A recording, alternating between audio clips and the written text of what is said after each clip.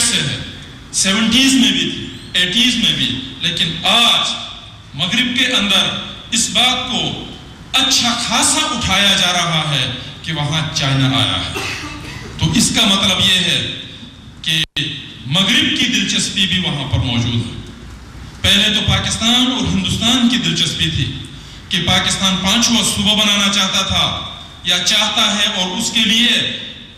Ground ہموار کر رہا ہے۔ وہاں ہندوستان اس علاقے کو ٹوچین کر کے یونائٹڈ کشمیر کی شکل میں کشمیر کو اپنا حصہ بنا کر اپنے طرف کھینچنے کی ایک جدوجہد کر رہا ہے، وہ اس کے لیے گراؤنڈ بنا رہا ہے۔ اور گلگت کے اندر چونکہ انڈین انفلوئنس چائنا کے لیے کبھی بھی قابل قبول نہیں ہو سکتا، اور چائنا کا انٹرسٹ انڈیا کے خلاف لازماً ہوگا اور وہ پاکستان کی مدد کرے گا، اور پوری دنیا پھر چائنا کے خلاف ہندوستان کے پیچھے کھڑی ہے، چاہے وہ امریکہ ہو، چاہے وہ یورپ کے مختلف ممالک ہو، جاپان ہو یا کیپٹلسٹ جتنے بھی ممالک ہو۔ آپ بتا دیں کہ ہماری یہ خوبصورت دھرتی، ہماری یہ خوبصورت ماں کتنے بدمعاشوں کی بد نظری کے زد میں ہے اس وقت۔ تو ایسی صورتحال کے اندر جب ہم قومی بیداری کے لیے کام نہیں کریں گے، جب ہم اپنے نوجوانوں کو ذہنی طور پر تیار نہیں کریں گے، ان کی ایجوکیشن نہیں کریں گے، ان کو تربیت نہیں دے دیں گے، ان کو حالات سے آگاہ نہیں کریں گے، اور ایک بہتر مستقبل کے لیے خود سے جدوجہد کرنے کی ترغیب نہیں دے دیں گے، تو یہ بہت بڑا ہمارے اوپر ایک قرض ہے، اور یہ بڑی بددیانتی ہوگی کہ ہم سمجھنے کے باوجود ہم اپنی قوم کو نہ سمجھا سکیں۔ تو میرے بھائیوں، اس علاقے کے اندر مختلف فیڈرل پارٹیاں جو اپنی تنخواہ کے خاطر، جو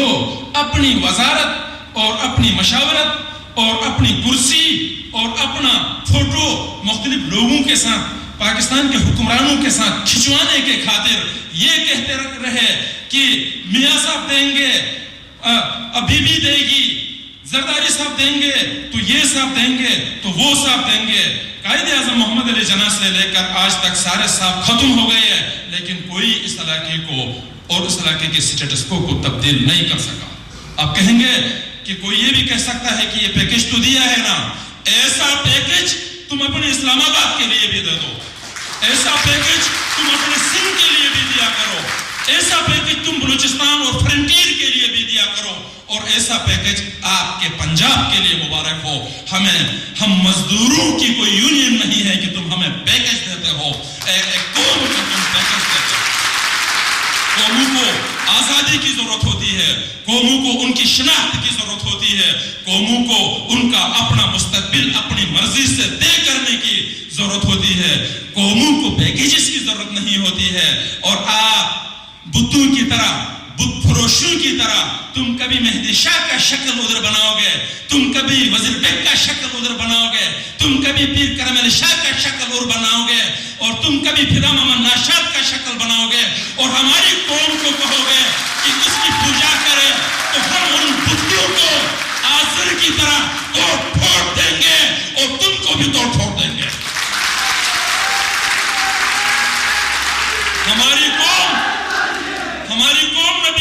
نہ کبھی بت پرست رہی ہے، نہ بتوں کو مانتی ہے، نہ تمہارے ان بتوں کو مانے گی۔ ہماری قوم ایسے بتوں کو اپنی جوتیوں کے نیچے رکھتی ہے اور ایسے بتوں کو براشت کر دیتی ہے۔ میرے بھائیوں، دنیا یہ بھی کہتی ہے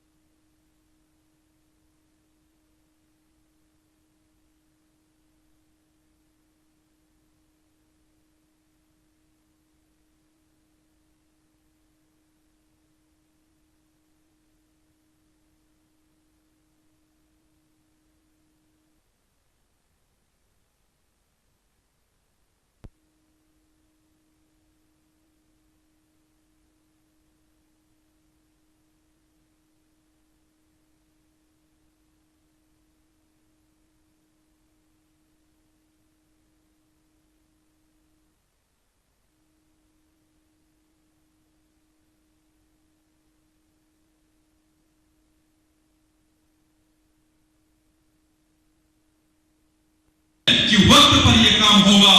لیکن ایسا کبھی نہیں ہوگا کہ تم ہمیں کھا پی کے بھاری کر کے تم کچھ بنو،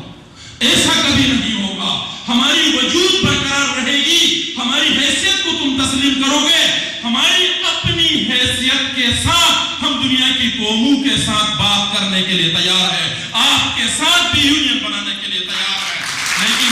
یہ نہیں ہو سکتا کہ جس طرح بڑی مچھلی چھوٹی مچھلی کو کھاتی ہے، جس طرح بڑی کمپنی چھوٹی کمپنی کو خسارے سے دوچار کر دیتی ہے، اسی طرح تم اپنی تہذیب، تم اپنا کلچر، تم اپنے خیالات، تم اپنے نظریات ہمارے اوپر ٹھوس کر ہماری قوم کو ختم کرو اور اپنا وجود قائم کرو، تو یہ کبھی نہیں ہو سکتا۔ ہم دیوار بن کر آپ کے سامنے